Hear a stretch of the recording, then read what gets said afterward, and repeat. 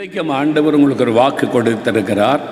50ஆம் சங்கீதம் 15வது வசனம், ஆபத்து காலத்தில் என்னை நோக்கி கூப்பிடு, நான் உன்னை விடுவிப்பேன், நீ என்னை மகிமைப்படுத்துவாய்.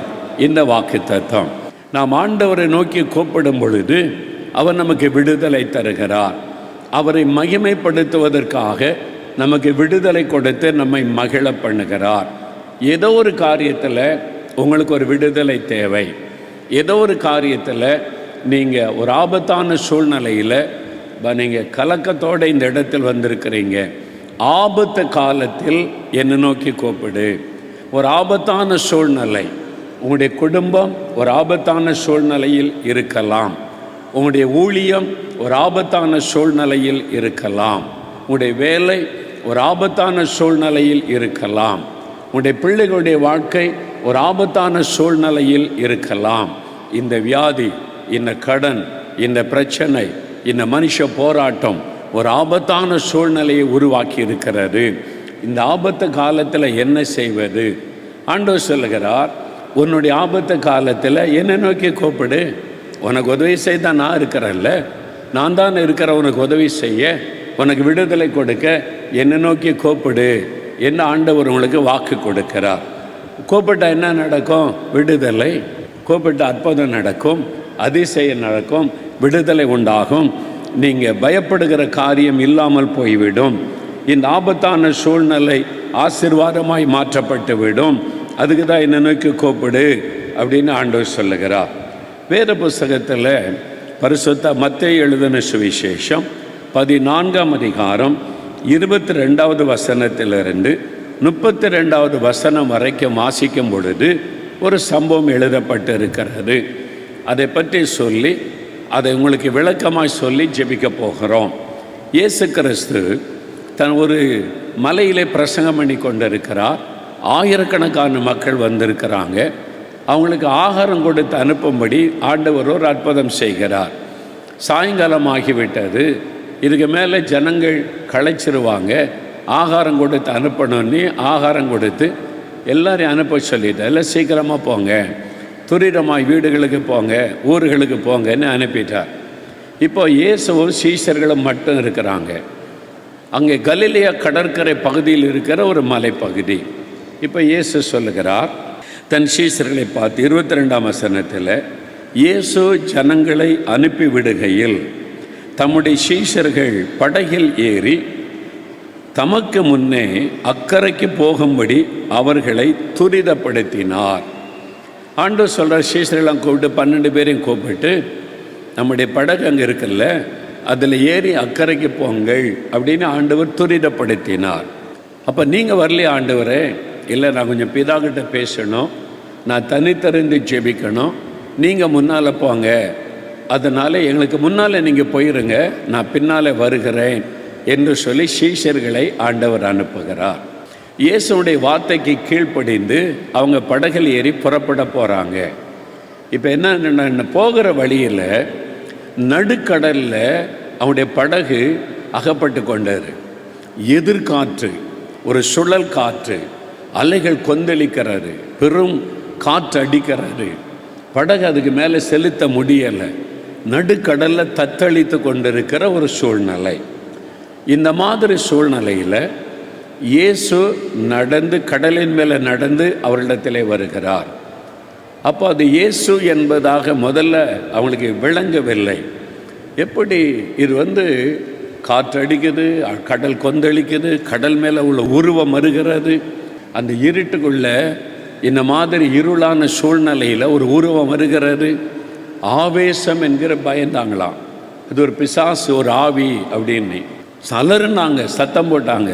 இயேசு சொன்னார், ஏன் பயப்படுறீங்க, நான் தான் அப்படின்னு இயேசு அவளை பேசி தைரியப்படுத்தி, இயேசு என்பதை அறிந்த உடனே பேதுரு சொல்கிறாரு, அப்பா இயேசுவா நீங்களா? அப்போ நானும் கடல் மேலே நடந்து வர்றதுக்கு எனக்கு ஒரு உத்தரவு கொடுங்க சொன்ன உடனே இயேசுவான்னு சொன்னார். அப்போ இயேசு அழைச்சதுனால பேதுரு போகிறார். கொஞ்சம் தூரம் கடல் மேலே நடக்கிறார். முதல்ல ஆச்சரியம், பயம். முதல்ல கடல் மேலே நான் கால் வச்சா உள்ள அமிழ்ந்து போவேனோ பயம். ஆனால் இயேசு சொல்லிட்டார், அங்கே இயேசு நிற்கிறார்ல, அவர்கிட்ட தானே போகிறேன். இயேசுவை பார்த்து கொண்டே கால் எடுத்து மெதுவாக வச்சிருப்பார். ஒரு கால் கடலில், ஒரு கால் படகுல, அது வரைக்கும் பிரச்சனை இல்லை. அந்த காலை எடுத்து கடலுக்குள்ளே வைக்கணுமானா ஒரு பயம் இருந்திருக்கும். ஆனால் இயேசுவையே பார்க்குறார். அவர் அங்கே நின்று கவனிச்சிக்கிட்டே இருக்கிறார்ல, இயேசு தான் இருக்கிறார்ல என்னுடைய ஆண்டவர் சொல்லி அடுத்த காலை எடுத்து வச்சா கடல் அவருக்கு தரை போல ஆகிவிட்டார். கடல் தண்ணிக்குள்ளே அமிழ்ந்து போகவில்லை. கடலின் மேலே அவர் நிற்கிறார். ஒரு அடி எடுத்து வைக்கிறார், 2 அடி எடுத்து வைக்கிறார். ஒரு ரொம்ப ஆச்சரியம், நானும் இயேசு மாதிரி கடலில் நடக்கிறேன் அப்படின்னு சந்தோஷமாய் நடந்து போகிறார். சில அடிகள் தூரம் போன உடனே திரும்பி பார்க்குறார். படகு அந்த பக்கம், இயேசு இந்த பக்கம், 2க்கு நடுவில் பெய்துரு. படகு தத்தளிக்குது, அப்படியே மூழ்கிற மாதிரி காற்று, பெரும் காற்று வீசுகிறாரு. அமிழ்ந்து விடுகிற மாதிரி சீசர்கள்லாம் பயந்து நடுங்கி கொண்டு இருக்கிறாங்க. பேதுரு இந்த காட்சியை பார்த்த உடனே பயந்து அமிழ்ந்து போகையில், கடலுக்குள்ள அமிழ்ந்து போகையில், ஆண்டவரே ரட்சியும் என்று கூப்பிட்டார். 30-31 வசனம் பாருங்க. காற்று பலமாயிருக்கிறதை கண்டு பயந்து அமிழ்ந்து போகையில், ஆண்டவரே என்னை ரட்சியும் என்று கூப்பிட்டான். உடனே இயேசு கையை நீட்டி அவனை பிடித்து, அற்ப விசுவாசியே ஏன் சந்தேகப்பட்டாய்? ஒரு ஆபத்தான சூழ்நிலை பேதுருவுக்கு. கர்த்தரை நோக்கி கூப்பிடுகிறார். அமிழ்ந்து போகிற சூழ்நிலை, நடுக்கடல்ல அமிழ்ந்து போகிற சூழ்நிலையில் ஆண்டவரே ரட்சியும் இயேசுவை கூப்பிடுகிறார். கூப்பிட்ட உடனே இயேசு தன் கரத்தை நீட்டி அவரை பிடித்து தூக்கினார். படகுக்கு ஆண்டவர் பத்திரமாய் கொண்டு வந்து சேர்த்தார் என்பதுதான் எழுதப்பட்டிருக்கிற ஒரு சத்தியம். இதில் இன்னும் முக்கியமான சில காரியத்தை அறிந்து கொள்ளணும். பாருங்கள், இயேசு தன் சீஷரை பார்த்து சொல்லுகிறார், படகுல அக்கறைக்கு போங்க அப்படின்னு சொல்லி. இதுவரைக்கும் இயேசு கூட, அவங்க கூடவே பிரயாணப்படுகிறார்கள். இயேசுவோடு கூட எங்கே போனாலும் கூட வருகிறார். சில இடங்களுக்கு ஒரு யவீர் வீட்டுக்குள்ளே போகும்போது மட்டும் 3 பேர் மாத்திரம் கூட்டிகிட்டு போகிறார். கெத்செமனே தோட்டத்தில் ஜெபிக்கும் போது இங்கே தான் இருங்கன்னு பக்கத்தில் தான் போய் ஜெபிக்கிறார். அவங்கள தனியாக விட்டுட்டு எங்கேயும் ஆண்டவர் அதிகமாக போவதில்லை. சில வேலைகளை கொடுத்து அனுப்புவார், அவ்வளவுதான். இப்போது படகுல பிரயாணப்படணும். கலிலேயா கடல், இந்த கலிலேயா கடலை பார்த்தீங்கன்னா அது 21 கிலோமீட்டர் நீளம். கலிலேயா கடல் 21 கிலோமீட்டர் நீளம் உள்ளது. 11 கிலோமீட்டர் அகலமுள்ள ஒரு பெரிய ஏரி, அதுதான் கலிலேயா கடல். அதனுடைய ஆழம் 45 மீட்டர் ஆழம் உள்ளது அப்படின்னு சொல்கிறாங்க. 45 மீட்டர் ஆழமுள்ள ஒரு மலைகளுக்கு நடுவில் இருக்கிற ஒரு பெரிய ஏரி தான் இந்த கலிலேயா கடல். அதில் சில சமயத்தில் காற்று அடிக்கும். சுழல் காற்று வீசினால் 6 மீட்டர் அளவிற்கு அலைகள் எழும்புமா. 18 அடி உயரத்திற்கு பெரிய அலைகள் எழும்பும். அதனால்தான் அது கடல் என்று அழைக்கப்படுகிறது. இந்த கடல் பிரயாணத்தில் படகுல, அந்த காலத்தில் 2000 வருஷத்துக்கு முன்னால் இந்த படகு இப்போ மாதிரி இருக்காது. பாய்மர படகு, அதுதான், அதை வச்சு தான் அவங்க ஓட்டணும். அவங்க துடுப்பு போட்டு ஓட்டணும் அந்த படகு. ஆண்டவர் சொல்லுகிறார், நீங்கள் அக்கறைக்கு போங்க அப்படின்னு சொல்லி. இவங்க என்ன சொல்லி இருக்கணும்? ஆண்டவரே, நீங்கள் வராமல் நாங்கள் போக மாட்டோம். படகுல நீங்கள் இல்லாமல் நாங்கள் எங்கே போகிறது? நீங்கள் வரணும் எங்கள் கூட. இல்லை, நீங்கள் முன்னால் போங்க, நான் ஜெபம் பண்ணிட்டு வரேன். இவங்க என்ன சொல்லியிருக்கணும்? நாங்கள் வெயிட் பண்ணுறோம், எவ்வளோ நேரம் ஆனாலும் நாங்கள் கடற்கரையில் படகு பக்கத்தில் வெயிட் பண்ணுறோம், நீங்கள் வந்தால் தான் படகுல போவோம் அப்படின்னு சொல்லியிருந்தா ஆண்டவர் என்ன சொல்லியிருப்பார்? சரி, நீங்கள் வெயிட் பண்ணுங்கள், நான் போய் ஜெபம் பண்ணிட்டு வரேன்னு போயிருப்பார். இவங்க விட்டால் போதுன்னு கிளம்பிட்டாங்க. அக்கறைக்கு போங்க அப்படின்னு சொன்ன உடனே இயேசு இல்லைன்னா கொஞ்சம் ஜாலியாக இருக்கலாம். இயேசு இருந்தால் கொஞ்சம் ஜாலியாக இருக்க முடியாதுல்ல, ரொம்ப பேசிலாம் இருக்க முடியாது, அமைதியாக இருக்கணும். நம்ம இயேசுடைய ஊழியர் டீம்லாம் சில நேரம் சேர்ந்து போவோம். ரொம்ப கலகலப்பாக பேசி ஜாலியாக சத்தமாக சிரித்து அப்படி இருப்பாங்க. திடீர்னு என் தலையை பார்த்த உடனே எல்லாம் அப்படி அமைதியாகிடும், நிசப்தம். யாரும் பேச மாட்டாங்க, சிரிக்க மாட்டாங்க, சத்தமாக வார்த்தை வராது. அது பயம் அப்படின்னு கேட்டால் மரியாதை நிமித்தம் உண்டாகிற பயம். அண்ணன் வந்துட்டாங்க அப்படின்னு அமைதியாக இருக்கிறார். அனாவசியமாக பேசக்கூடாது, அனாவசியமாக சிரிக்கக்கூடாது. நான் பேசாதுங்க சிரிக்காதுங்க அப்படிலாம் நடத்துகிற ஆள் கிடையாது. ஜாலியாக இருங்க, சந்தோஷமாக இருங்கன்னு. ஆனால் ஒரு லீடருக்கு கொடுக்குற ஒரு மரியாதை, அது நிமித்தம் என்ன பண்ண அமைதியாக இருப்பாங்க. நான் இல்லைன்னா ரொம்ப ஃப்ரீயாக பேசுவாங்க, ஜாலியாக இருப்பாங்க ஒருத்தருக்கு ஒருத்தர். அப்படி தானே சீஷர் இருந்திருப்பாங்க. இயேசு சொன்னார்ல, படகை அக்கறை போங்கன்ன உடனே ஜாலி, கொஞ்ச நாள் நம்ம ஜாலியாக போகலாம் படகுல, இயேசு இல்லைல்ல அப்படின்னு கிளம்பிட்டாங்க. யாராவது 1-2 பேர் சொல்லியிருப்பாங்க, வேண்டாம் இயேசு வரட்டும் நம்ம வெயிட் பண்ணலாம் அப்படின்னு. சும்மாரு, நம்ம கொஞ்சம் நேரம் தனியாக இருக்கலாம், ஃப்ரீயாக இருக்கலாம். இவ்வளோ நேரம் ஊழியம் செஞ்சோம், ஆண்டவர் எல்லாருக்கும் பங்கு வைக்க சொன்னார், பங்கு வச்சோம், கஷ்டப்பட கொஞ்சம் ஜாலியாக இருக்கலாம். இயேசு இருந்தால் கொஞ்சம் கட்டுப்பாட்டோடு இருக்க வேண்டியது இருக்கும் அப்படிலாம் சொல்லியிருப்பாங்க இல்லை. அதனால தான் இயேசு இல்லாமல் பிரயாணப்பட நிறைய பேர் விரும்புகிறோம். இயேசு இல்லாமல் எங்கேயாவது இருக்கணும்னு விரும்புகிறோம். அப்படி இருக்கக்கூடாது. 24 மணி நேரமும் இயேசு நம்ம கூட இருக்கணும், எங்கே போனாலும் கூட இருக்கணும். அல்லேலூயா சொல்லுங்க. ஆமாம், எங்கே போனாலும் இயேசு கூட இருக்கணும். அதை கவனமாக பார்த்துக்கொள்ளுங்க. இவங்க இயேசு இல்லாமல் ஜாலியாக பிரயாணப்பட்டாங்களா? முதல்ல நல்லா தான் இருந்திருக்கும், பாட்டெலாம் பாடிட்டு போயிருப்பாங்க. படகுல ஏறின உடனே 7 ஐல சன்னி பாட்டு பாடி ஜாலியாக, பேதுரு ஒரு பக்கம், யோவான் ஒரு பக்கம், அந்திரையா ஒரு பக்கம் ஜாலியாக பேசிக்கொண்டு போயிருப்பாங்க. நடுக்கடல் வந்துச்சா, இவங்க சாயங்காலத்தில் தான் படகுல ஏறினாங்க. இருள் சூழுகிற நேரம், நடுக்கடல் வந்துச்சு, எதிர்காற்று, பயங்கரமான காற்று, படகை செலுத்த முடியலை. நடுக்கடலில் படகு அகப்பட்டு கொண்டார். இப்போ எதிர்காற்று இருக்குது, காற்று அடிக்குது, படகை செலுத்த முடியலை. எல்லாருக்கும் ஒரு பயம். அப்போ ஒருத்தர் சொல்ல, அப்போவே நான் சொன்னேன் கேட்டிங்களாடா, இயேசு இல்லாமல் படகுல போக வேண்டாம், இதை நமக்கு ஆபத்து, இயேசு கூட இருந்தால் நல்லதுன்னு சொன்ன கேட்டிங்களா நீங்கள்? பேதுரு சொல்லியிருப்பார், ஒன்றும் பயப்படாத, இந்த கலிலேய கடற்கரையிலே பிறந்து வளர்ந்தது நான். சின்ன பையனாக இருக்கும் போதே கடலில் விளையாடி இருக்கிறேன், சின்ன பையன்லேருந்தே கடலில் மீன் பிடிச்சிருக்கிறேன். எனக்கு தெரியும், யோவான்வா, அந்திரேயாவா, யாக்கோபுவா, நமக்கெல்லாம் பழக்கம் தானே. இதே கடலில் இத்தனை முறை நம்ம இந்த காற்றெல்லாம் பார்த்துருக்குறோம், நாங்கள் பார்த்துக்கிறோம், நீங்கள் அமைதியாக இருங்க அப்படின்னு சொல்லிட்டு பாய்மரத்தை எங்கே திருப்பு துடுப்பு அப்படி போடு, என்னெல்லாம் நடந்திருக்கும் இல்லை. ஒவ்வொருத்தர் திறமையை காமிச்சிருப்பாங்க. அப்படி தானே ஒரு பிரச்சனை வந்த உடனே உங்கள் வீட்டில் ஒருத்தர் ஒன்று சொல்லுவான், எனக்கு அவரை தெரியும், அவரை பார்த்துடலாம், இவர்கிட்ட போனால் இவர் உதவி செய்வார், பார்த்துடலாம், இந்த ஆஸ்பத்திரிக்கு போனால் அந்த டாக்டரை தெரியும், இவரை தெரியும், அவனுக்கு ஒன்று சொல்லுவாங்க, அவங்கவுங்க திறமையை காட்டுவாங்க, இதெல்லாம் சரி பண்ணிடலாம், இதெல்லாம் ஒரு பெரிய பிரச்சனையா, நம்மக்கிட்ட ஆள் இருக்குது, வீரெல்லாம் பேசுவாங்க. அப்புறம் எல்லாம் தோல்வி தோல்வி தோல்வி தோல்வின்னு வந்த பிறகு என்னாச்சு? வீரெல்லாம் பேசினோம், என்னாச்சு? ஒன்றும் நடக்கலை. பேதுரு, யோவான், அந்திரேயா, யாக்கோபெல்லாம் அதே கடலில் மீன் பிடிச்ச ஆட்கள், அதே கடலில் எத்தனை சின்ன வயசுல இருந்து பார்த்த கடல், அந்த காற்று ஒன்றும் பண்ண முடியல. என்ன பேதுரு, என்னாச்சு? வீரமாக பேசுனீங்க, இது வித்தியாசமாக இருக்குது இந்த காற்று, நான் இந்த மாதிரி பார்த்ததே இல்லை, இந்த மாதிரி அலை கொந்தளிக்கிறத பார்த்ததில்லை, இது வித்தியாசமாக இருக்குது, நான் என்ன செய்ய முடியும்? எல்லாம் கைவிரிச்சிட்டாங்க. ராத்திரியில் நடுக்கடல் அகப்பட்ட போட்டு, வேதம் சொல்லுது, இரவின் 4ஆம் ஜாமத்தில் தான் இயேசு வருகிறார்.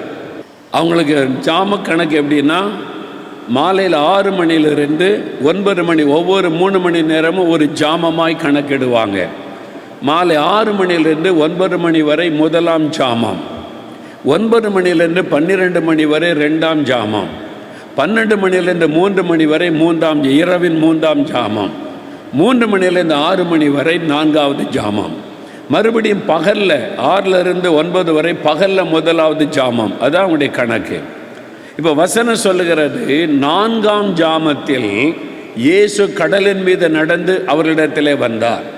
அப்போ என்ன டைம்? 4ஆம் ஜாமம்னா அதிகாலை 3 மணி. எப்போ அவங்க புறப்பட்டாங்க? 1ஆம் ஜாமத்தில் புறப்பட்டாங்க, சாயங்காலத்தில் சூரியன் அஸ்தமிக்கிற சமயத்தில், அந்த சாயங்காலத்திலே வசனம் சொல்லுகிறாரு பாருங்க, 23ஆம் வசனம். அவர் ஜனங்களை அனுப்பிவிட்ட பின்பு தனித்து ஜெபம் பண்ண ஒரு மலையின் மேல் ஏறி, சாயங்காலமான போது தனிமையாயிருந்தார். இயேசு சாயங்காலமான போது, மாலை மயங்கி வருகிற நேரம், சூரியன் அஸ்தமிக்கிற நேரத்தில் ஜெபம் பண்ண போய்விட்டார். அப்போ இவங்க பிரயாணப்பட ஆரம்பித்தாங்க. இப்போ அதிகாலை 3 மணி ஆகிவிட்டது. படகு நகல மாட்டேங்குது. நடுக்கடலை தத்தளிக்கிறாங்க. காற்று வீசுது, கடல் கொந்தளிக்குது, அலைகள் படகு தத்தளிக்குது. நம்ம தப்பி பிழைப்போன்ற நம்பிக்கை அற்று போய்விட்டது. பேதுரு முயற்சி பண்ணினார், யோவான் முயற்சி பண்ணினார், அந்திரேயா ஒரு பக்கம், யாக்கோபு ஒரு பக்கம், எல்லாரும் சேர்ந்து ஆளுக்கு ஒரு பக்கம், அதை பண்ணுங்க இதை பண்ணுங்க, எல்லாம் செஞ்சு பார்த்துட்டாங்க. எல்லாம் தோல்வி தோல்வி தோல்வி. இதுக்கு மேலே முன்னேறி போக முடியலை. நடுக்கடலில் படகு தத்தளிக்கிறது. இன்றைக்கு உங்கள் குடும்பம், உங்களுடைய வியாபாரம், உங்களுடைய வாழ்க்கை, உங்களுடைய பிள்ளைகளுடைய வாழ்க்கை தத்தளிக்குதா? பெரும் காற்றுக்கு நடுவில் அலைக்கழிக்கப்படுகிறீங்களா? முன்ன போக முடியலையே. ஆபத்து, ஒரு ஆபத்தான நிலைமை. கவிழ்ந்து விடுமோ? குடும்பம்லாம் போயிருமோ? பிள்ளைகளுடைய வாழ்க்கை போயிருமோ? இந்த கடன்காரங்க நம்மளை அழிச்சிருவாங்களோ? இதிலேருந்து எப்படி மீண்டு வருவது? முன்னையும் போக முடியல, பின்னையும் போக முடியல. சரி, இப்போ இயேசு இருக்கிற இடத்துக்கு திரும்பி போயிடலான்னு பார்த்தா நடுக்கடல். எங்கிருந்து பாதி தூரம் வந்தாச்சு. இது வசனர் நடுக்கடலில் வந்துட்டாங்க. இப்போ இந்த பக்கம் போக முடியாது, இந்த பக்கம் போக முடியாது.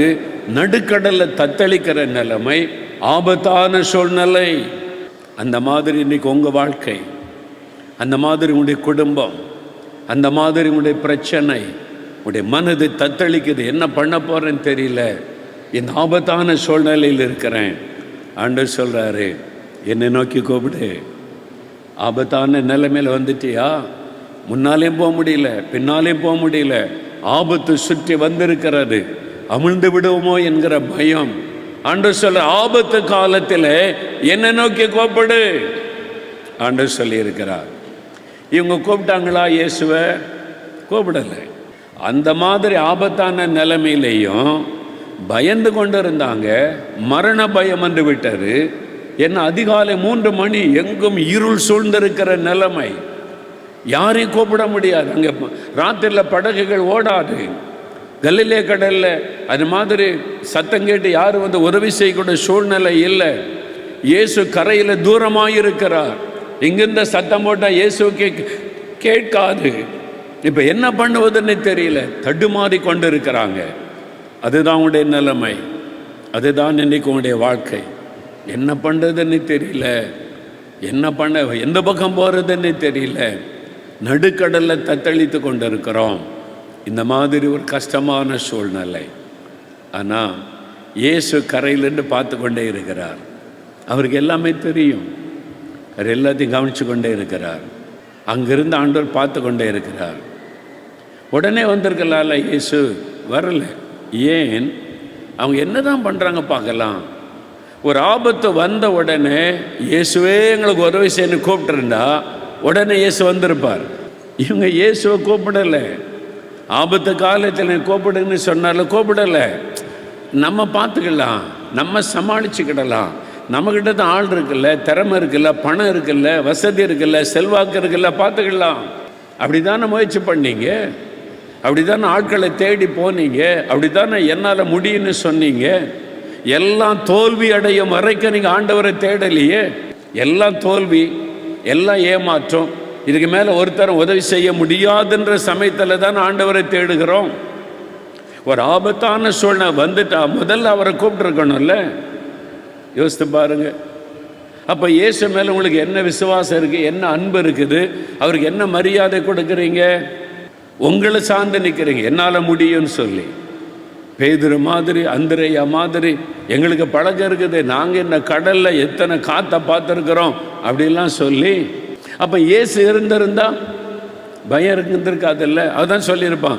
அப்போவே நான் சொன்னேன், இயேசு இல்லாமல் போக வேண்டாம், இயேசு இல்லாமல் நம்ம படகில் போகக்கூடாது, வெயிட் பண்ணுவோம், இயேசு வந்துடட்டும் அவரோட போவோன்னு சொல்லி யாராவது 2 பேரும் சொல்லியிருப்பாங்க.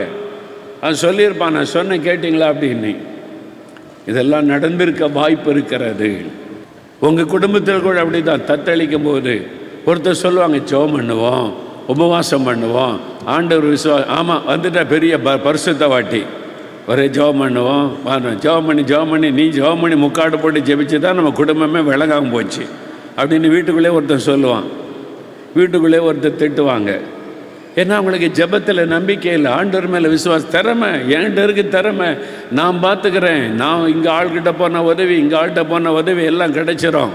எல்லா வாசலும் அடைக்கப்பட்ட பிறகு தான் அவளுக்கு புத்தி வரும். இன்றைக்கி உங்கள் வாழ்க்கையை யோசித்து பாருங்கள். ஒரு சமயம் ஒரு ஊழியக்காரர் வந்தார். அவர் சொன்னார், ஊழியம் செய்கிறவர் என் வாழ்க்கை எப்படி இருக்கு தெரியுமா பிரதர்னார். எப்படின்னு கேட்டேன். நடுக்கடலில் ஒரு படகு, சின்ன படகு, அந்த படகுல நான் மட்டும் இருக்கிறேன். அந்த படகு அப்படியே தத்தளிக்குது, காற்று வீசுது, அமிழ்ந்து விடுற நிலைமை. நான் அந்த கம்பை பிடிச்சிக்கிட்டு அப்படியே நிற்கிறேன். அதுதான் இப்போ என் வாழ்க்கை. நான் பிழைப்பேன், நான் பிழைக்க மாட்டேன், நான் கரை சேருவேன், நான் சேர மாட்டேன், நான் தெரியல. என்னுடைய வாழ்க்கையை தத்தளிக்குது, நடுக்கடலில் அப்படியே தத்தளிக்கிற படகு தத்தளிக்கிற மாதிரி தத்தளிக்கிறேன், என்ன பண்ணுன்னு தெரியல, வேதனையோடு சொன்னார். நான் அவருக்கு மனசில் ஜெபிச்சவருக்கு என்ன சொல்கிற, ஆண்டவரே பாவம் ஒரு ஊழியக்காரர் ரொம்ப மன உடைஞ்சி வந்திருக்கிறாரேன்னு சொல்லி. அப்போ ஆண்டவர் ஒரு காரியத்தை எனக்கு சொன்னார். நான் ஊழியக்காரனுக்கு என்ன வாக்கு கொடுத்தேன், உன்னை விட்டு விலக மாட்டேன், கைவிட மாட்டேன். அப்போ படகுல அவன் மட்டுமா இருப்பான், நான் இருப்பேன்ல. நான் சொன்னேன், பிரதர் அந்த படகை நல்லா பாருங்கள், நீங்கள் மட்டுமா இருக்கிறீங்க, உங்கள் பக்கத்தில் இயேசு இருக்கிறாரு, அது உங்களுக்கு தெரிய மாட்டேங்குது. இந்த பிரச்சனை கண்ணை மறைச்சிட்டு, அதனால் இயேசு அந்த படகுல இருக்கிறது உங்களுக்கு தெரிய மாட்டேங்குது, அதான் உங்களுடைய பிரச்சனை. நல்லா கவனித்து பாருங்களேன், அந்த படகுல இயேசு உங்கள் பக்கத்தில் இருக்கிறார். நான் உன்னை விட்டு விலக மாட்டேன், உன்னை கைவிட மாட்டேன்னு வாக்கு கொடுத்துருக்கிறார்ல. அவர் எப்படி உங்களை விட்டு விலகுவார்? நீ போகிற இடத்துலலாம் உன் தேவனாகி கர்த்தர் உன்னோடு இருப்பேன்னு சொல்லியிருக்கார்ல, பிறகு எப்படி விலகுவார்? அப்போ இயேசு அங்கே இருக்கிறார்ல.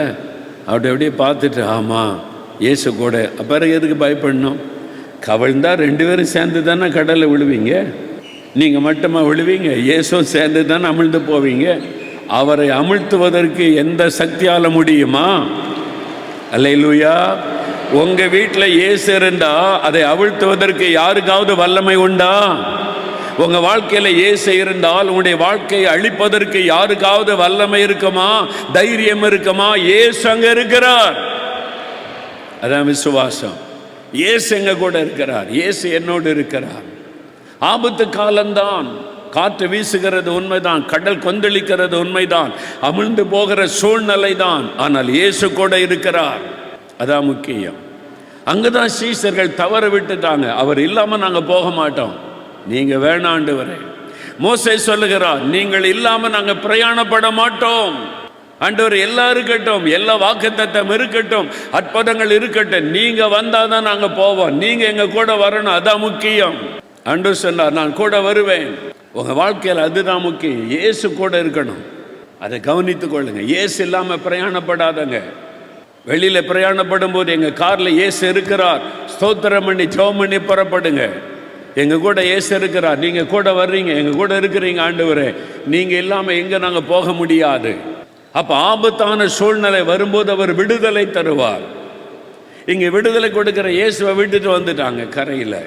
இப்போ நடுக்கடலில் தத்தளிக்கிறாங்க. ஆனால் இயேசு தூரத்துலேருந்து பார்க்குறார், யாராவது என்னை கூப்பிட்றான்னு பார்க்குறார். அவங்க கூடவே இல்லையே. அதிகாலை 3 மணி வரைக்கும், எத்தனை மணி நேரம்? கிட்டத்தட்ட 9 மணி நேரம். 6 மணிக்கு புறப்பட்டாங்கன்னு வைங்க, நடுராத்திரி 6 மணி நேரம், 3 மணி, 9 மணி நேரம் தனியாக போராடி போராடி போராடி பார்க்குறாங்களே தவிர இயேசுவை நம்ம கூப்பிடுவோம் அப்படின்ற உணர்வு ஒருத்தருக்கும் வரல. ஆனால் இயேசுவா பார்த்துட்டு இறக்கப்பட்டு, என் சீஷர்கள் என்னை நம்பி வந்தவங்க, அவங்க பாவம் இப்படி கஷ்டப்படுறாங்க, நம்ம உதவி செய்யணுமேன்னு சொல்லி இயேசுவே கடலின் மீது நடந்து வருகிறார். அப்போ மத்திய பகுதிக்கு வர்றதற்கு அது 21 கிலோமீட்டர் நீளம் உள்ளது. கிட்டத்தட்ட 10 கிலோமீட்டர் இயேசு கடல் மேலே நடந்து வந்திருக்கணும். கிட்டத்தட்ட 10 கிலோமீட்டர். யோசித்து பாருங்கள், இயேசு கடலின் மீது நடந்து அந்த மத்திய பகுதிக்கு வருகிறார். இயேசு வந்து அங்கே நிற்கிறார். அவர் வருவதை பார்த்த உடனே சீஷர்கள் என்ன நினைச்சாங்களாம்? 25வது வசனம், இரவின் 4ஆம் ஜாமத்திலே இயேசு கடலின் மேல் நடந்து அவர்களிடத்திற்கு வந்தார். இயேசு கடலின் மேல் நடக்கிறதை சீஷர்கள் கண்டு கலக்கமடைந்து ஆவேசம் என்று சொல்லி பயத்தினால் அலறினார்கள். கலக்கம். ஒருத்தன் சொல்லியிருப்பான், அந்த கடை பாரு, இந்த பக்கம் காத்தடிக்குது, படகு அமிழ்ற சூழ்நிலை, அங்கே பாரு, ஒரு ஆவேசம், ஒரு பிசாசு வருது.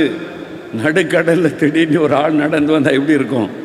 கலக்கம், பயம். பிசாசுன்னு அலறாங்க, சத்தம் போடுறாங்க. வந்திருக்கிறவர் இயேசு. தவறான புரிந்து கொள்ளுதல். இயேசுவை பிசாசுன்னு நினைக்கிறாங்க, தவறான புரிந்து கொள்ளுதல். இன்றைக்கி நம்மளும் அப்படி தான். நிறைய காரியத்தில் கர்த்தர் தேவதூதன் அனுப்புனா பிசாசு வந்திருக்குன்னு நினச்சிட்றோம். ஆண்டவர் வந்து நின்னா ஏதோ ஒரு உருவம் வந்துச்சுன்னு பயந்துடுறோம். அப்போ இந்த மாதிரி இயேசு உதவி செய்ய வந்த போதிலும் அவங்க ஒரு ஆவேசம், பிசாசு, ஒரு ஈவில் ஸ்பிரிட்டுன்னு பயப்படுறாங்க, அலறாங்க. போட்டில் எப்படி அலறி இருப்பாங்க யோசித்து பாருங்கள். 12 பேர் இருந்தால், ஐயோ பிசாசு வந்துட்டு இந்த பக்கம் கடல் கொந்தளிக்குது, படகு அமிழ போதுன்னு பார்த்தா பிசாசு ஒன்று வருது நம்மளை தாக்குறதற்கு. அலறாங்க சத்தமிட்டு. எங்கே போச்சு இவங்களுடைய தைரியம்? இதே மாதிரி பிசாசுகளை துரத்துறதுக்கு இயேசு அதிகாரம் கொடுத்து அனுப்புகிறார். மத்தேயு 10 அதிகாரத்தில் பிசாசை துரத்த அதிகாரம் பெற்று இவங்க போய் பிசாசை துரத்துறாங்க. இப்போ அந்த பிசாசை நேரடி வந்து பயப்படுறாங்க. எண்ணெய் பூசி ஜெபிக்கிறாங்க, பிசாசை துரத்துறாங்க. இயேசுவின் நாமத்தை சொன்னால் பிசாசெல்லாம் ஓடுது அப்படின்னு மகிழ்ச்சியோடு வந்து இயேசுக்கிட்டே சொல்கிறாங்க. அப்போ அந்த அதிகாரம் பெற்றவங்க பயப்படுறாங்க.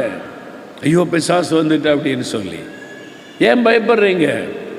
பிசாசை ஜெயித்த இயேசு உங்க கூட இல்லையா? மந்திரவாதத்தை ஜெயித்த இயேசு உங்க கூட இல்லையா?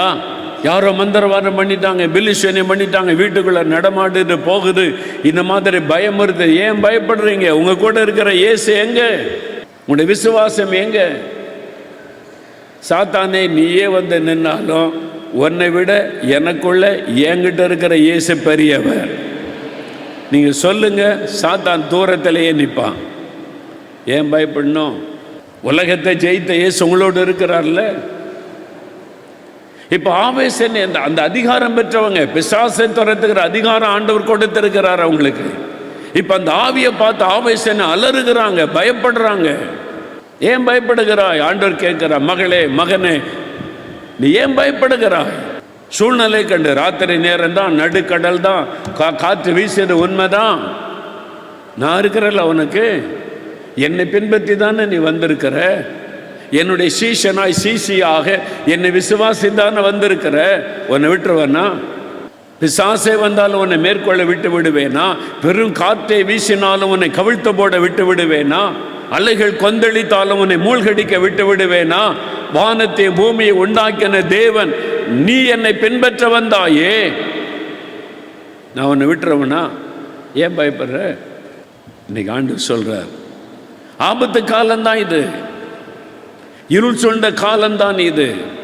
இது கடைசி காலம். கடைசி கால ஆபத்துகள் வரத்தான் செய்யும். பூமி எதிர்ச்சி வரும், கொள்ள நோய் வரும், பயப்படுகிற கொள்ள நோய் சம்பவங்கள் நடக்கும், யுத்தங்கள் நடக்கும், யுத்தத்தின் செய்திகள் வரும், ஜனத்துக்கு விரோதமாக ஜனம் எழும்புவார்கள், பாதிப்புகள் வரும். இதெல்லாம் நடக்கும் தான். கடைசி காலம் இப்படி தான் இருக்கும். பொல்லாத மனிதர்கள் எழும்புவாங்க, பரிகாசக்காரர் எழும்பி பரிகாசம் பண்ணுவாங்க, பொல்லாத மனிதர்கள் எழும்பி மனிதர்களுக்கு தீமை செய்வாங்க. இப்படி தான் இருக்கும். இது பொல்லாத காலம், ஆபத்து காலம். ஆனால் நான் இருக்கிறவனுக்கு உன்னை விடுவிக்க, உன்னை பாதுகாக்க நான் இருக்கிறேன்னு ஆண்டவர் சொல்லுகிறார். இப்போ இயேசு நான் தான், பயப்படாதுங்க ஆண்டவர் சொல்றார். உடனே இயேசு அவர்களை நோக்கி, திடன் கொள்ளுங்கள், நான் தான், பயப்படாதுங்க. நீங்கள் ஆபத்தில் இருக்கிறதுனால உங்களை காப்பாற்ற நான் வந்திருக்கிறேன். திடன் கொள்ளுங்கள், be of good cheer, fear not, பயப்படாதுங்க, நான் தான். இயேசுன்னு அறிந்த உடனே இப்போ அவங்களுக்கு தைரியம் வந்துட்டு, இயேசு வந்துட்டார். இனிமேல் இந்த காற்று, இந்த கொந்தளிப்பு எதுவும் நம்மளை பாதிக்காது. தைரியம், இயேசு வந்துட்டார். இப்போ உங்கள் பக்கத்தில் வந்து நிற்கிறார். மகனே பயப்படாத, கலங்காத, நான் தான் உனக்கு உதவி செய்ய வந்திருக்கிறேன். மகளே பயப்படாத, எதுக்கு கலங்குற? காற்றை பார்த்து பயப்படுறியா? கடல் அலைகளை பார்த்து பயப்படுறியா? பிசாசு வந்துட்ட நீ பயந்து கொண்டு இருக்கிறியா? பயப்படாத, கலங்காத, நான் தான் உனக்கு உதவி செய்ய உன் அருகிலே வந்திருக்கிறேன் என்று ஆண்டவர் சொல்லுகிறார். இப்போ இயேசு தூரமாக நிற்கிறார். அது இயேசுன்னு அறிந்த உடனே பேதுரு, ஆண்டவரே நீரேயானால் நானும் உம்மிடத்தில் வர கட்டளையிடும். நானும் கடல் மேலே நடக்கணும், நீங்கள் நடக்கிறீங்களே, நானும் மேஜிக் காமிக்கிறேன், அந்த மாதிரி சிந்தை இல்லை. உம்மிடத்தில் வர நான் விரும்புகிறேன். என்ன பேதுரு என்ன நினச்சாரு, இந்த படகுலேருந்து ஆபத்து, எந்த நேரமும் கவிழ்ந்துடலாம், காற்று வேற வீசுது, அலைகள் கொந்தளிக்குது, சேஃபான ஒரு இடம் எதுன்னா இயேசுக்கு பக்கத்தில் போகிறது தான். அதான் பாதுகாப்பு. இயேசுக்கு பக்கத்தில் போயிட்டா பாதுகாப்பு. படகுல இருந்தால் ஆபத்து, இது எந்த நேரத்தில் கவிழ்ந்து விடலாம். அதனால் பேதுரு சொல்கிறாரு, ஆண்டவரே அது நீரேயானால் நான் ஜலத்தின் மேல் நடந்து உம்மிடத்தில் வர கட்டளையிடும். அதான் பேதுருடைய ஆசை, இயேசுக்கு பக்கத்தில் போயிடணும், தூரத்தில் இருந்து ஆபத்து. இன்றைக்கு உங்களுடைய மனதில் திட்டமான இயேசுக்கு தூரமாக இருக்கிறீங்க, அதான் உங்களுக்குள்ள பயம் வருது. பக்கத்தில் போங்க, இன்னும் நெருங்குங்க, அதிகாலை எழும்பி தேடுங்க, செபிங்க, துதிங்க, பாட்டு பாடுங்க, வசனத்தை தியானிங்க. இயேசோட நெருங்கி வந்துட்டா பயம் தன்னால் போயிடும், ஆபத்து தன்னால் விலகி போய்விடும். நீங்கள் தூரமாக இருக்க இருக்க இருக்க தான் பயம் இருக்கிறது. பேதுரு அதை நன்றாக அறிந்ததுனால தான் உம்மிடத்தில் வருவதற்கு எனக்கு கட்டளையிடும், நான் உங்கள் பக்கத்தில் வர விரும்புகிறேன். இங்கே இருந்த பயமாக இருக்கிற ஆண்டவரே, இந்த படகு தத்தளிக்குது, காற்று வீசுது, கடல் கொந்தளிக்குது, எனி டைம் அது கவிழ்ந்தரலாம், உங்கள் கூட வந்துட்டு நான் சேஃபாக இருக்க முடியும், அதுக்கு எனக்கு கட்டளை கொடுங்க. இன்றைக்கி எங்கே இருக்கிறீங்க நீங்கள்? இயேசுக்கு உங்களுக்கு எவ்வளோ தூரம் இருக்குது? இயேசுக்கு உங்களுக்கு எவ்வளோ தூரம் இருக்கிறது? இயேசுவை எவ்வளவு தூரத்தில் பின்பற்றுகிறீங்க? இப்படி இயேசுவோடு நெருங்கி இருக்க ஆசைப்பட்ட பேதுரு, இயேசு கைது செய்யப்பட்ட போது, அவர் அரண்மனைக்கு கொண்டு செல்லப்பட்ட பொழுது, ஆசாரியனுடைய வீட்டுக்கு அழைத்து செல்லப்பட்ட போது, காய்பாவின் வீட்டுக்கு கொண்டு செல்லப்பட்ட போது தூரத்திலே பின் சென்றான் என்று வசனம் சொல்லுகிறார். இயேசு விட்டு தூரமா போயிட்டாரு, அதனால்தான் மறுதலிக்கிற சூழ்நிலை உண்டானது. காய்பாவின் வீட்டிற்கு பேதுரு போகும்போது தூரத்திலே பின்பற்றினான், பக்கத்தில் போக பயம். ஆனால் இங்கே இயேசுவோடு நான் பக்கத்தில் இருக்கணும். நீங்கள் எங்கே இருக்கிறீங்க? இயேசுக்கு உங்களுக்குள்ள தொடர்பு எங்கே இருக்குது? உங்கள் வீட்டில் இயேசு உங்களோடு இருக்கிறாரா? உங்களுடைய அறைக்குள்ள உங்களோடு இருக்கிறாரா? நீங்கள் வெளியில் போகும்போது இயேசு உங்களோடு இருக்கிறாரா? உங்களுடைய வியாபார ஸ்தலத்தில், கடையில், உங்கள் ஆஃபீஸில் இயேசு கூட வச்சுருக்கீங்களா? அவங்க கூட இருக்கிறாரா? அதெல்லாம் இல்லை, வீட்டில் விட்டுட்டு வந்துடுவோம். ஜெபறையிலோட இயேசு இருக்கட்டும், நான் ஜெபிக்க வரும்போது பார்த்து கொள்ளுகிறேன், அதுக்கு மேலே நீங்கள் வர வேண்டாம், அப்படி வச்சுருக்கீங்களா இயேசுவை? இயேசுவை எங்கே வச்சுருக்கிறீங்க? உங்கள் வீட்டில் இயேசுக்கு என்ன இடம் கொடுத்துருக்கிறீங்க? உங்கள் வியாபாரத்தில் இயேசுக்கு என்ன இடம் கொடுத்துருக்கிறீங்க? உங்கள் ஆஃபீஸில் இயேசுக்கு எங்கே இடம் கொடுத்துருக்கிறீங்க? அரசாங்கத்தில் பணி செய்கிற ஒரு சகோதரர் எனக்கு தெரியும், பெரிய ஆஃபீஸர் கவர்மெண்டில், அவருக்கு தனி அறை, அவருக்கு செக்ரட்டரி, பிஏ எல்லாம் இருப்பாங்க பக்கத்து அறையில். இவர் போன உடனே பெரிய டேபிள், அதில் உட்கார்ந்துருப்பார். அவர் சொல்லுவார், என் பக்கத்தில் ஒரு சேர் போட்டுருங்க. அந்த பியூன் கொண்டு வந்து ஒரு சேரை போட்டுருவான், அவ்வளோதான். இவர் பக்கத்தில் இல்லை, யாரும் உட்கார அனுமதிக்க மாட்டார். யார் வந்தால் முன்னால் உட்காந்து பேசணும்.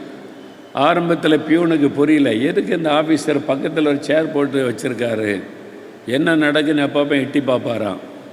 ஒருத்தர் இருக்க மாட்டாங்க, தனியாக இருக்கும். ஒரு நாள் கேட்டுட்டார், சார் எதுக்கு தான் இந்த சேர் போட்டிருக்கீங்க தனியாக? அவனை கேட்டால், என் கூட எப்போவுமே ஏசி இருக்கணும், என் வேலையிலும் ஏசி என் கூட இருக்கணும், நான் வந்தவுடனே ஜோம் பண்ணுவேன், இயேசுவே இங்கே உட்காந்து என் வேலையை நீங்கள் கவனிக்கணும், உதவி செய்யணும் ஜோம் பண்ணுவேன். உன் கண்ணுக்கு தெரியாது, ஆனால் இயேசு இங்கே இருக்கிறாரு. அதானே, உங்கள் அறைக்குள்ளே வந்தாலே ஒரு தெய்வீக பயம் வருது சார், உங்கள் அறை வந்தாலே டிஃப்ரெண்ட்டாக இருக்குது சார் அப்படின்னு சொன்னானா. இதுதான் ரகசியமா? ஆமாம், இயேசு இருக்கிறார்.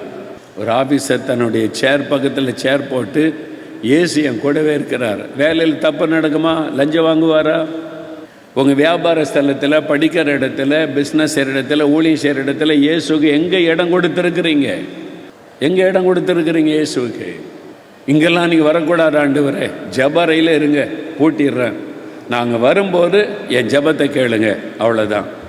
இன்றைக்கி நிறைய கிறிஸ்தவங்க தோல்வி அடைய, வேதனைப்பட காரணம் அதுதான். இயேசு ஒரு அறைக்குள்ளே வச்சு பூட்டிடுறேன்னு நினைக்கிறீங்க, இது தாண்டி வராதுங்க. இங்கே நாங்கள் சண்டை போடுவோம், அப்பப்போ திட்டிக் கொள்ளுவோம், ஏசுவோம். அதெல்லாம் கேட்டால் அவங்களுக்கு மனசு வருத்தப்படும், இங்கே வராதுங்க. அதனால தானே சண்டை நடக்குது, அதனால தானே கெட்ட வார்த்தை வருது, அதனால தானே குடும்பத்துக்குள்ள குழப்பம் வருது. ஏசு இருக்கிறத மறந்துடுறோம்ல, இயேசுக்கு இடம் இல்லை. ஏசு அங்க இருக்கிறான்னு தெரிஞ்சா உங்களுடைய வாயின் வார்த்தை எப்படி இருக்கும்? ஏசு அங்க இருக்கிறான்னு தெரிஞ்சா நீங்க என்ன பேசுவீங்க, எப்படி நடப்பீங்க என்பது உங்களுக்கு நல்லா தெரியும்.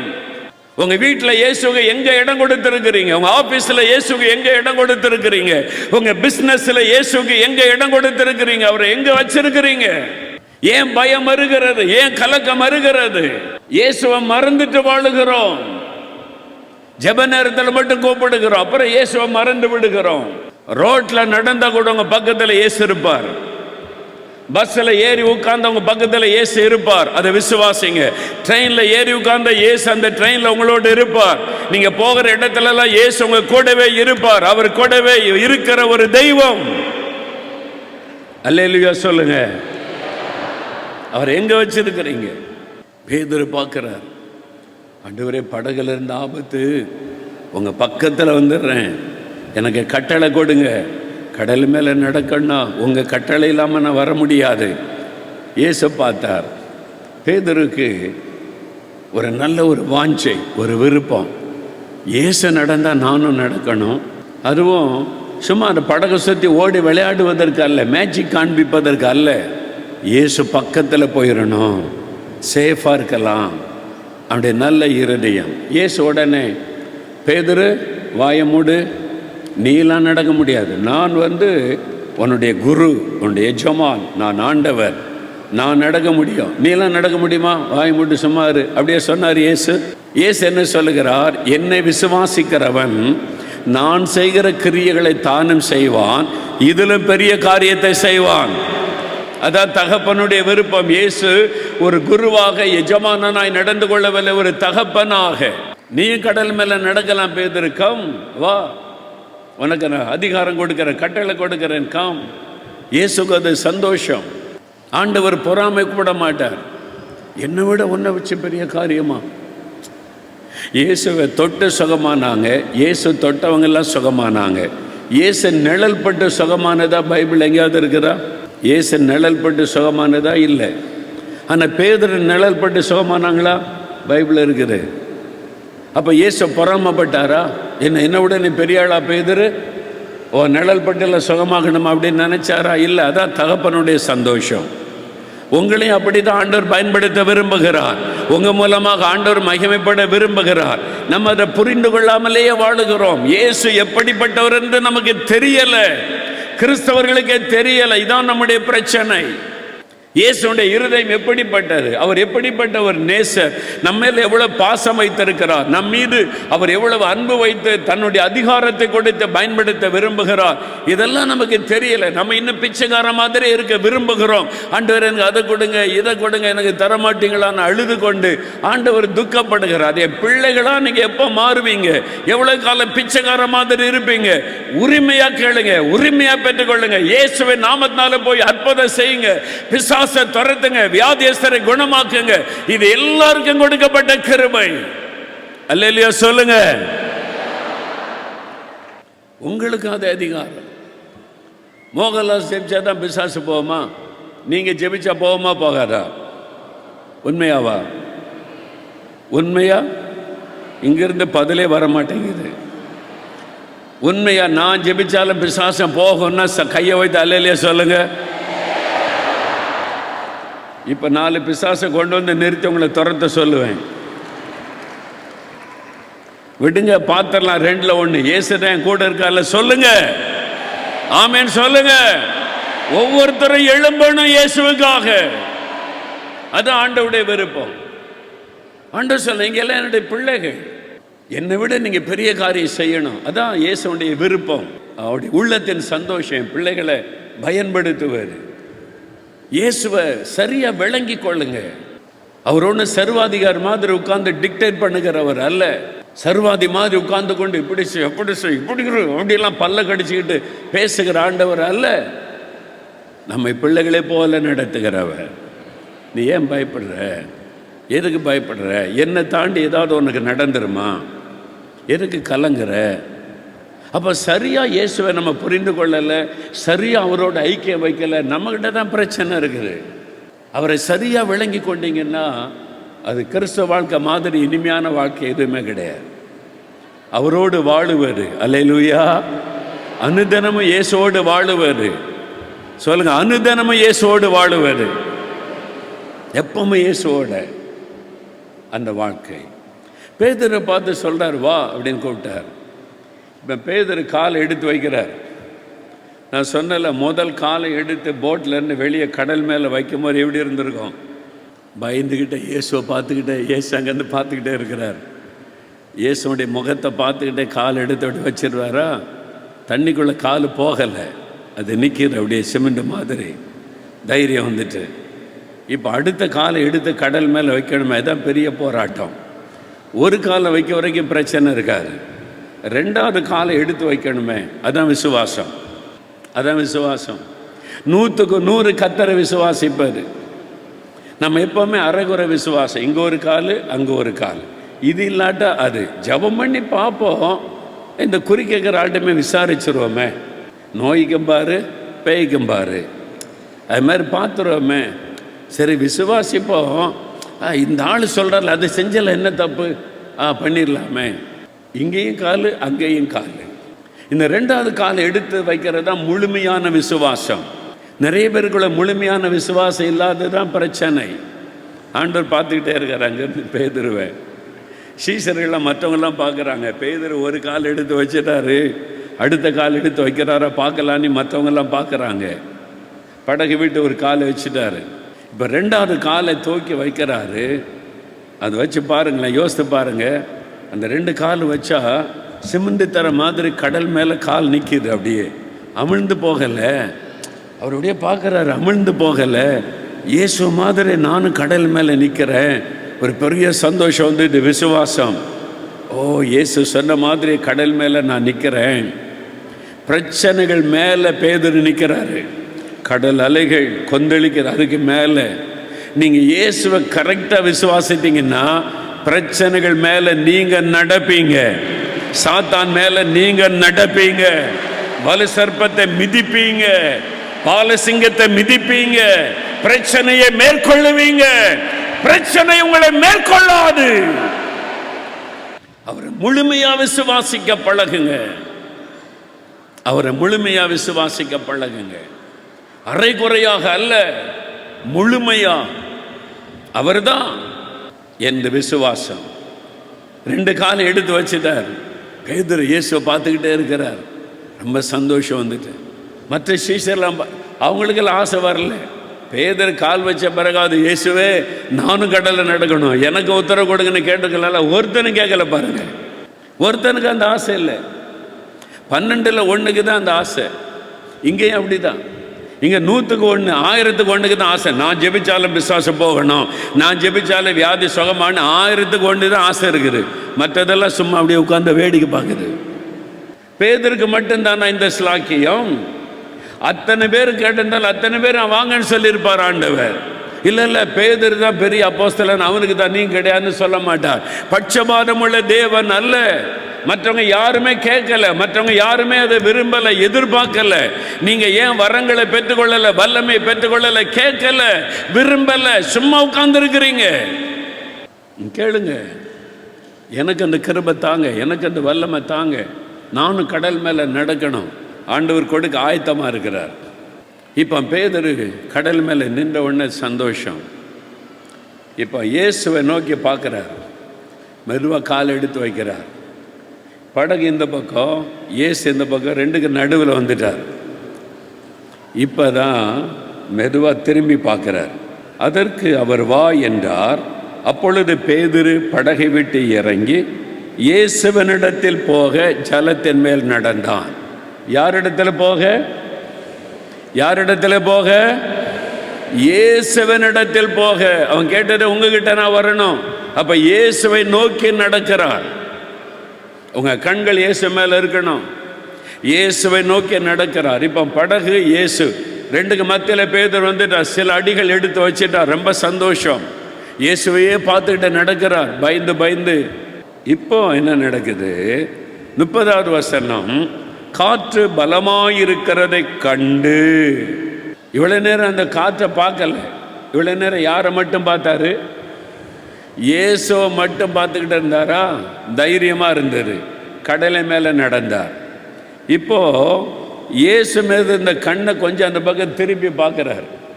அப்படி திரும்பி பார்த்தா படகு அப்படியே கொந்தளி அலைகளினால் அலைக்கழிக்கப்படுது, கவிழ்ற மாதிரி இருக்குது. சீசரெல்லாம் ஆடிக்கொண்டு நிற்கிறாங்க. அதை பார்க்குறார். காற்று பலமாயிருக்கிறதை கண்டு.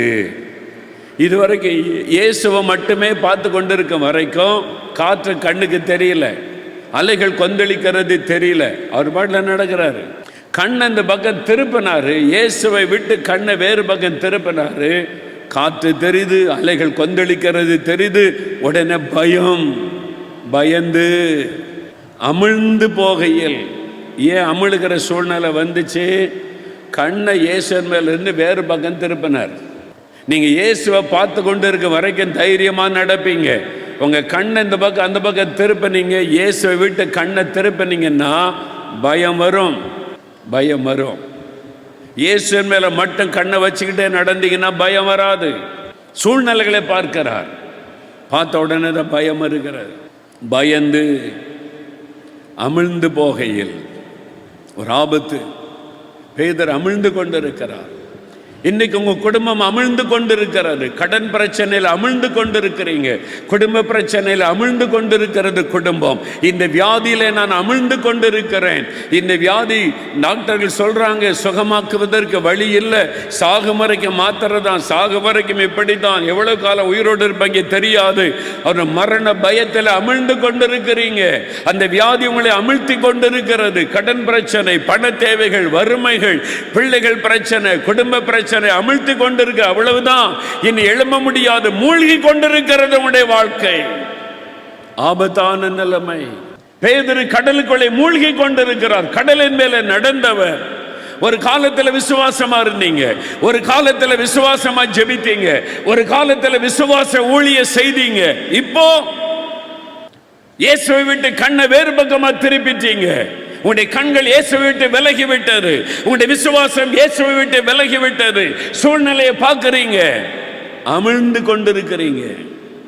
இப்ப அமிழ்ந்து கொண்டிருக்கிற நிலைமை யோசித்து பாருங்க. நடுக்கடல், அதிகாலை 3 மணி, எங்கும் இருள் சூழ்ந்திருக்கிறாரு. பெரும் காற்று, சுழல் காற்று வீசுகிறாரு. ஆபத்தான சூழ்நிலையில பேதுரு அமிழ்ந்து கொண்டிருக்கும் போது ஒரே ஒரு நல்ல காரியம் செய்தார். இயேசுவை கூப்பிட்டார். ஆண்டவரே ரட்சியும், லார்ட் சேவ் மீ, நான் அமிழ்ந்து கொண்டிருக்கிறேன், என்னை ரட்சியும். அதுதான் பேதுரு செய்த ஒரு பெஸ்டான ஒரு காரியம். அதை ஆண்டவர் சொல்லுகிறார். ஆபத்து காலத்தில் என்னை நோக்கி கூப்பிடு. என் மகனை நீ அமிழ்ந்து கொண்டிருக்கிறாய், என் மகளே உன் குடும்பம் அமிழ்ந்து கொண்டிருக்கிறது, பயத்திலே அமிழ்ந்து கொண்டிருக்கிறாய், மன அழுத்தத்திலே அமிழ்ந்து கொண்டிருக்கிறாய், உன் பலவீனத்திலே அமிழ்ந்து கொண்டிருக்கிறாய், உன் கவலைக்குள்ளே அமிழ்ந்து கொண்டிருக்கிறாய், உன் துக்கத்திலே பயத்திலே அமிழ்ந்து கொண்டிருக்கிறாய். நீ விடுதலை பெற ஒரே வழி, கூப்பிடு. ஆண்டவர் சொல்லுகிறார், என்னை நோக்கி கூப்பிடு. பேதுரு கூப்பிட்டார். ஆண்டவரே ரட்சியும், ஆபத்தான நான் மூழ்கி கொண்டிருக்கிறேன் ஆண்டவரே. வேதம் சொல்லுகிறது, உடனே இயேசு தம் கையை நீட்டி அவனை பிடித்தார். இம்மீடியட்லி. பேதுரு முழுவதும் மூழ்கி போகவில்லை. அமிழ்ந்து கொண்டிருக்கும் பொழுது இயேசுவின் கரம் பிடித்து விட்டது. நீ அமிழ்ந்து போக அவர் விட மாட்டார், நீ அழிந்து போக அவர் விட மாட்டார். இயேசுவே என்னை எப்பொழுது கூப்பிட்டாயோ அவருடைய கரமுன் அருகிலே நீட்டப்பட்டு விட்டது.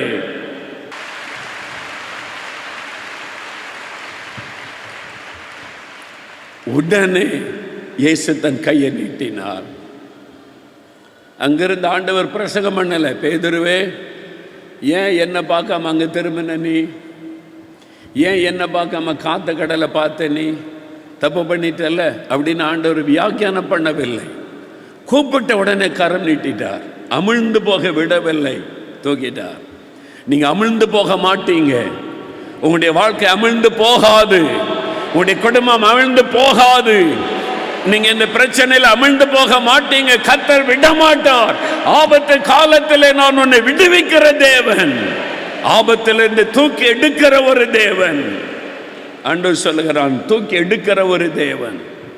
கையை நீட்டி அவனை பிடித்து ஆண்டவர் தூக்கி பக்கத்தில் நிறுத்தி கொண்டார். 2 பேரும் கடல் மேல நிற்கிறாங்க. படகு தூரத்தில் இருக்குது. இயேசுவும் பேதுரும் கடல் மேல நிற்கிறாங்க. பேதுரு பாதி நனைஞ்சிட்டார், பாதி மூழ்கிறதுக்குள்ள ஆண்டவர் தூக்கிட்டார். இப்ப ஆண்டவர் சொல்றார், அற்ப விசுவாசியே ஏன் சந்தேகப்பட்டாய்? முதல்ல நீ விசுவாசித்து தானே கால் எடுத்து வச்ச. என் வார்த்தையை விசுவாசித்து கால் எடுத்து வச்ச. கடல் மேல நடந்தல்ல, சில அடிகள் நடந்தல்ல விசுவாசத்தோட. ஆமா, ஏன் சந்தேகப்பட்ட? சூழ்நிலை. நிறைய பேருக்கு சூழ்நிலையில் தான் சந்தேகம். சூழ்நிலையை பார்க்குறீங்க. கடன்காரங்க வந்து நிற்கிறாங்க, கடன் இவ்வளவு லட்சம் இருக்குது. எப்படி கணக்கு போட்டு பார்த்தா கடன் அடைக்க வழியே இல்லை. சூழ்நிலை. டாக்டர் சொல்கிறாங்க இதுக்கு மருந்தே இல்லை, இந்த வியாதிக்கெல்லாம் மருந்து கிடையாது, சாகு வரைக்கும் எப்படி தான், எவ்வளோ நாள் உயிரை சொல்லிட்டாங்க. சூழ்நிலை பார்த்த உடனே பயம். பயம். சூழ்நிலையை பார்த்தால் பயம். நீ ஏன் சூழ்நிலையை பார்க்குற? என்ன தானே பார்க்கணும். இயேசு எல்லா சூழ்நிலைகளை மாற்ற வல்லமையுள்ள ஒரு ஆண்டவர். அவர் எந்த சூழ்நிலைகளை மாற்ற அவர் அதிகாரமுள்ள ஒரு ஆண்டவர். அவரை பாருங்க. உங்களுடைய கண்கள் இயேசுவை பார்த்து இருக்கும் வரைக்கும் பயம் வராது. இயேசு விட்டு வேற பக்கம் திருப்பினீங்கன்னா பயம் வரும். பயம் வந்து அமிழ்ந்து போகிற நிலைமை தான் வரும். ஆனால் ஒரே ஒரு நம்பிக்கை. ஆண்டவர் சொல்றார், ஆபத்து காலத்தில் என்னை நோக்கி கூப்பிடு மகனே, என்னை நோக்கி கூப்பிடு மகளே, நான் உன்னை விடுவிப்பேன், நான் உன்னை விட்டுற மாட்டேன், நான் உன்னை கைவிட மாட்டேன். நீ ஜெபிக்கலையே, கூப்பிடலையே, என்னை தேடலையே, இப்படி தான் நான் நடந்தேன், உன் இஷ்டப்படி நீ திரும்பிட்ட, அப்படிலாம் சொல்ல மாட்டேன். என்னை கூப்பிடு, நான் இருக்கிறேன் உனக்கு. இவ்வளோ அற்புதமான ஒரு ஆண்டவர், இவ்வளோ நம்மள பாசமுள்ள ஒரு ஆண்டவர். நான் உன்னை தூக்கி எடுக்கிறேன். இன்னைக்கு அமிழ்ந்து கொண்டிருக்கிற சூழ்நிலைகள் மாறப்போகிறாரு. அமிழ்ந்து கொண்டிருக்கிற சூழ்நிலையிலிருந்து கர்த்தர் விடுதலை தரப்போகிறார். ஆண்டவர் உங்களை தூக்கி எடுக்க போகிறார். அவர்கள் படவில் ஏறின உடனே காற்று அமர்ந்தது. பேதுருவோடு வந்து இயேசு படகில் ஏறினார், காற்று அமர்ந்தது. இதான் ரகசியம். இயேசு இருந்திருந்தா அந்த காற்று வந்து தாக்கி இருக்காரு. இயேசு அந்த படகுல இருந்திருந்தா அந்த அலைகள் வந்து தாக்கி இருக்காரு. இயேசு இல்லைன்னு தெரிஞ்சுதான் காற்று வந்து தாக்கினாரு. அதனால தான் இயேசு இல்லாமல் பிரயாணப்படாதங்க, இயேசு இல்லாமல் எங்கேயும் போகாதங்க, இயேசு இல்லாமல் எதையும் செய்யாதங்க. இயேசுவோடு இணைந்து பிரயாணப்படுங்க. காற்று வந்தால் கூட தூரத்தில், ஐயோ நம்மளை சிருஷ்டித்தவர் உள்ள உட்கார்ந்துருக்காரு பாருன்னு தூரத்தில் நிற்கும். காற்றை தன்னுடைய பண்டக சாலையில் அடைத்து வைத்திருக்கிற தேவன் அவர். அது தூரத்தில் நிற்கும். கடல் அலைகள் எழுப்பினா கூட அமைதியாகும். நம்மளை சிருஷ்டித்த ஆண்டவர் அங்கே உட்கார்ந்துருக்கிறாரு. அந்த படகை எப்படி தாக்க முடியும்? இயேசு படகுல ஏறின உடனே அமைதி, அவ்வளவுதான். இன்றைக்கு உங்கள் வீட்டுக்குள்ள, உங்களுடைய வாழ்க்கையில் எங்கெல்லாம் புயல் வீசுது, எங்கெல்லாம் அமிழ்ந்து போகிற சூழ்நிலை, அங்கே இயேசுக்கு இடம் கொடுங்க. அங்கே இயேசுக்கு இடம் கொடுங்க. உங்கள் வியாபாரத்தில் இடம் கொடுங்க, தொழிலில் இடம் கொடுங்க, வேலையில் இடம் கொடுங்க, பிள்ளைகள் வாழ்க்கையில் அவருக்கு முதல் இடம் கொடுங்க. அவரை முழுமையாக முதன்மான இடத்துல வைங்க. அவர் வந்துட்டா எல்லாம் அமைதி ஆயிரும். இன்றைக்கு உங்களுடைய வாழ்க்கையில் அமிழ்ந்து போகிற நிலைமையிலேருந்து தூக்கி எடுத்து காற்றையெல்லாம் அடக்கி அமைதல் படுத்தி உங்கள் வீட்டுக்குள்ள அமைதியை கர்த்தர் உண்டாக்க போகிறார். உங்கள் வாழ்க்கையில் அமைதியை உண்டாக்க போகிறார். காற்றெல்லாம் இப்போ அடங்கி போக போகிறாரு. பயப்படாருங்க. அவர் அவ்வளோ வல்லமையுள்ள தேவன். சென்னையில் முதல் நாள் அற்புத பெருவிழா நடந்து கொண்டிருந்தார். நல்ல செய்தி கொடுக்கிற நேரம் மழை பெய்ய ஆரம்பித்தார். படன்னு மழை பெய்ய ஆரம்பித்தார். அவ்வளோதான். சென்னை முழுதும் மழை, பெரிய மழை பெய்ய ஆரம்பித்தார். எல்லாருக்கும் கோட்டை ஒழுங்கு பண்ணவங்களும் ஐயோன்னு பார்த்து ஜெபிக்கிறாங்க. பிரதர் அகஸ்டின் ராஜசேகர் வந்திருந்தாங்க. அவங்க ஒரு ஜெபம் பண்ணுவாங்க அப்படின்னாங்க கடை என்னை பிரசங்கத்துக்காக. அவர் எழுப்பி வந்து, எலியாவின் தேவனே மழையும் பனியையும் நிறுத்தும்படி எலியா ஜெபித்த போது அப்படி செய்தீரே, நாங்களும் எல்லாரும் சேர்ந்து இயேசுவின் நாமத்தில் மழையை நிறுத்துகிறோன்னு ஒரு ஜெபம் பண்ணினார். டக்குன்னு மழை நின்று விட்டார். அவ்வளோதான், படபடன்னு வந்த மழை நின்று விட்டார். கூட்டம் முடிந்து கடைசி ஆசீர்வாத ஜெபம் முடிஞ்ச பிறகு மழை பெய்ய ஆரம்பித்தார். முடிஞ்ச பிறகுதான் சொல்றாங்க, இந்த மைதானத்தை தவிர மற்ற எல்லா இடத்துல சென்னை முழுவதும் மழை, இந்த இடத்துல மட்டும் மழை இல்லை. அது ஆண்டவர் செய்த முதலாவது பெரிய அற்புதம். அவருக்கு எல்லாம் அடங்கும். அவர் சர்வ வல்லமுள்ள தேவன் அவர். அதனால ஆண்டவர் சொல்லுகிறார், என்னை நோக்கி கூப்பிடுமா. எதுக்கு பயந்துக்கிட்டு இருக்க, எதுக்கு அழுகிற, எதுக்கு சோர்ந்து போய் படுத்திருக்கிற, எலும்பு என்னை நோக்கி கூப்பிடு, நான் இருக்கிறேன் உனக்கு. இயேசுவேன்னு கூப்பிடு, எனக்கு உதவி செய்யன்னு கூப்பிடு, என்னை விடுவீங்க, தூக்கி எடுங்க, இதை மாற்றுங்கன்னு கேளு, நான் உனக்கு செய்கிறேன்னு சொல்லுகிறார். அந்த நீட்டப்பட்ட கரம், பேதுருக்காக இயேசு கரத்தை நீட்டுறார்ல, இயேசு பேதுரு கரம் நீட்டி பிடித்து தூக்குகிறார். இன்றைக்கு அவருடைய கரம் இங்கே நீட்டப்பட்டு இருக்கிறார். நிறைய பேர் அமிழ்ந்து கொண்டு இருக்கிறீங்க, உங்களுக்காக ஆண்டவருடைய கரம் நீட்டப்பட்டு இருக்கிறார். இயேசுவின் கரத்தை பாருங்கள். அன்றைக்கு பேதுருக்காக நீட்டப்பட்ட இயேசுவின் கரத்திற்கும் இன்றைக்கு உங்களுக்காக நீட்டப்பட்ட இயேசுவின் கரத்திற்கும் ஒரு வித்தியாசம் இருக்கிறார். என்ன வித்தியாசம் தெரியுமா? அன்றைக்கு அந்த கையில் தழும்புகள் இல்லை, இன்னைக்கு உங்களுக்காக நீட்டப்பட்ட கையில் தழும்புகள் இருக்கிறது. உங்களுக்காக சிலுவையில் ஏற்றுக்கொண்ட தழும்புகள், உங்களுக்காக காயப்பட்ட அடிக்கப்பட்ட தழும்புள்ள கரத்தை நீட்டி நிற்கிறார். மகனே, உனக்காக பட்ட காயம், மகளே, உனக்காக பட்ட காயம், உன் கையை என்கிட்ட கொடு, நான் உன்னை தூக்குகிறேன், அமிழ்ந்து போக மாட்டாய். எழுந்து நிற்போம், எல்லாரும் எழுந்து நிற்போம். இப்போ நம்ம ஜெபிக்க போகிறோம். உங்கள் கரத்தை அவருடைய கரத்தில் கொடுக்க போறீங்க. இயேசுவே ரட்சைன்னு பேதர் கூப்பிட்ட உடனே, இயேசு கரம் நீட்டின உடனே பேதர் என்ன செய்திருப்பார்? தன்னுடைய கரத்தை இயேசுவின் கரத்திலே கொடுத்தார். பேதர் இயேசுவின் கரத்திலே தன் கரத்தை கொடுக்காமல் இருந்திருந்தால் தூக்கி இருக்க முடியாது. தன்னுடைய கரத்தை இயேசுவின் கரத்தோடு இணைத்தார். இன்றைக்கு இயேசுவின் தழும்புள்ள கரம் உங்களுக்காக நீட்டப்படுகிறது, உங்களுக்காக நீட்டப்பட்டு இருக்கிறது. இங்க இருக்கிற ஒவ்வொருவருக்காக அவருடைய கரம் நீட்டப்பட்டு இருக்கிறது. என் மகனே, நீ அமிழ்ந்து கொண்டிருக்கிறாய், என் மகளே, நீ அமிழ்ந்து கொண்டிருக்கிறாய், என் மகனே, நீ ஆபத்தான சூழ்நிலையில் இருக்கிறாய். ஏதோ ஒரு ஆபத்து உன்னை சூழ்ந்து வந்திருக்கிறது. பாவம் என்கிற ஆபத்து, வியாதி என்கிற ஆபத்து, கடன் பிரச்சனை என்கிற ஆபத்து, மரண போராட்டம் என்கிற ஆபத்து, வேலை இழப்பு என்கிற ஆபத்து, வியாபாரத்தில் நஷ்டம் என்கிற ஆபத்து, பொல்லாத மனிதர்கள் என்கிற ஆபத்து, பில்லு சூனியம் என்கிற ஆபத்து, பலவிதமான ஆபத்து உன்னை சூழ்ந்து வந்திருக்கிறது. ஆண்டவர் சொல்லுகிறார், என்னை நோக்கி கூப்பிடு, நான் உன்னை தூக்கி எடுப்பேன், நான் உன்னை பாதுகாப்பேன், நான் உன்னை விடுவிப்பேன், பயப்படாதே என் ஆண்டவர் சொல்லுகிறார். உங்க கரத்தை நீட்டணும். அப்படியே எல்லாரும் வலது கரத்தை, இயேசுவே உங்கள் கரத்தில் என் கரத்தை கொடுக்கிறேன், என்னை தூக்கி எடுக்கணும். அப்படியே கண்களை மூடி வலது கரத்தை உயர்த்தி, என் கரத்தை உங்கள் கரத்தில் நான் தர்றேன் ஆண்டவர். என்னுடைய கரத்தை உங்கள் பரிசுத்தமுள்ள கரத்தில் தருகிறேன், உங்களுடைய தழும்புள்ள கரத்தில் தருகிறேன். இயேசுவே, உங்களுடைய தழும்புள்ள கரத்தில் என் கரத்தை தருகிறேன், என்னை தூக்கி எடுக்கணும் ஆண்டவரே. நான் அமிழ்ந்து கொண்டிருக்கிறேன்.